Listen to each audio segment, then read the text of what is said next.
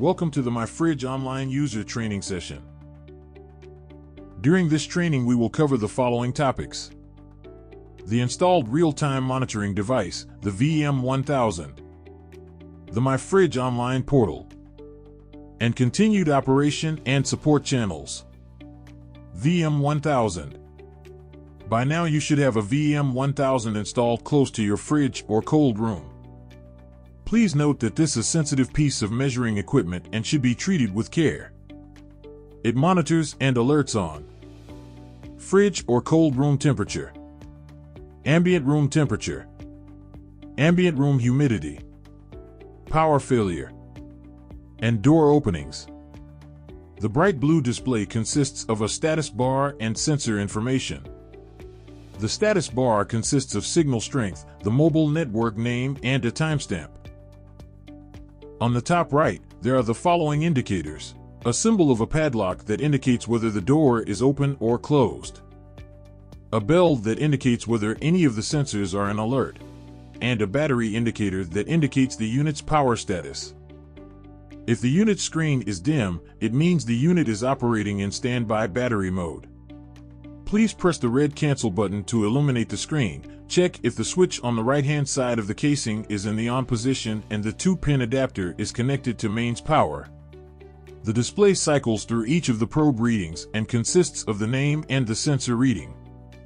On the bottom right, there may be a bell symbol that indicates if this sensor is in alert state. The My Fridge online portal.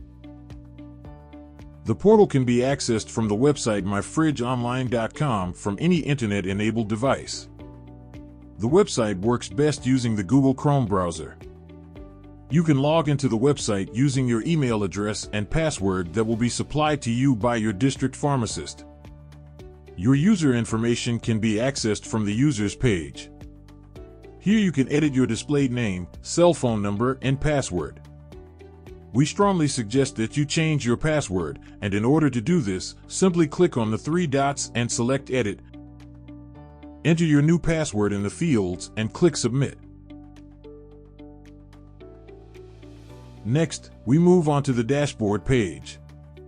Here you can view real-time information about your installed VM1000 which have been assigned to you. Here you can find the device name, last sync time, and various other status details which can be viewed by hovering over the icons. Here you will find the sensor readings and statuses, some of which are fridge temperature readings, room temperature, room humidity, and battery status. The minimum and maximum value ranges have been pre-programmed in accordance with the data provided by the Department of Health. If these values need to change, please contact your district pharmacist. The recorded data for each sensor can also be viewed on this page by simply clicking on the sensor, which will highlight in pink. Multiple sensors can be selected this way, and on the right-hand side, the sidebar menu will appear. Clicking on the graph icon will open the graph page detailing the last 24-hour reading. A section of the graph can be viewed in greater detail by clicking and highlighting a section of the graph. This can be reset by clicking on the Reset button. By default, a line graph for the last day's data is shown. The type and time range can be changed from the drop-down menus. Graphs can also be printed or saved as an image by clicking on the 3 lines on the top right of the screen. Alerts. Alerts are triggered when the sensor readings are above the maximum or below the minimum values set for a period of time. Only sensors marked with the bell icon are set to send alerts. If the reading is not within the range of the maximum and minimum for longer than 60 minutes, the alert will be sent out. The alert is sent via SMS to a maximum of 3 users. This has been set up using the information provided by the Department of Health. Replying with OK to the SMS means you have acknowledged and actioned the alert. If the alert is not actioned within 30 minutes of receipt, the next user will then receive the alert SMS. This will also apply to the third user. The alert will remain active as long as the reading is not within the setpoint range. Alerts can be viewed by clicking on the Alerts page.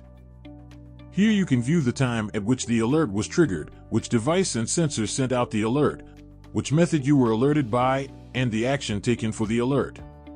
Alerts can be searched through by using the search bar, and a date range can be selected for which the alert history will be displayed.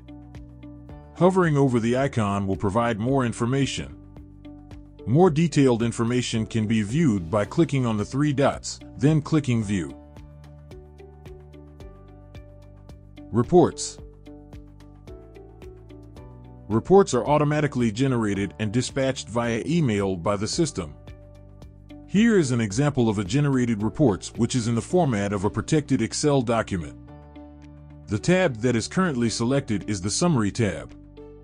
Here you will find the report generation time, the period of the report, the sensor setpoint configuration, a summary of the recorded minimum, maximum and average temperatures, as well as the duration of each excursion.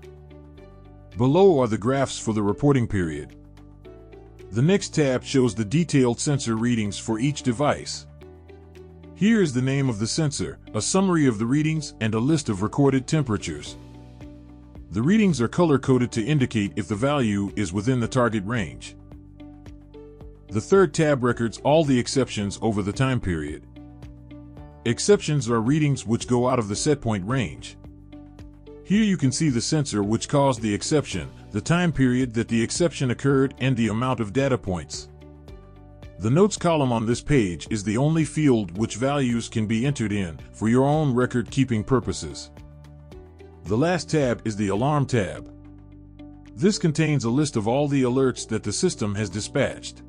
Here you can view which sensors triggered the alert, the time at which the alert was sent, the type of alert, the users which were alerted, and the alert information.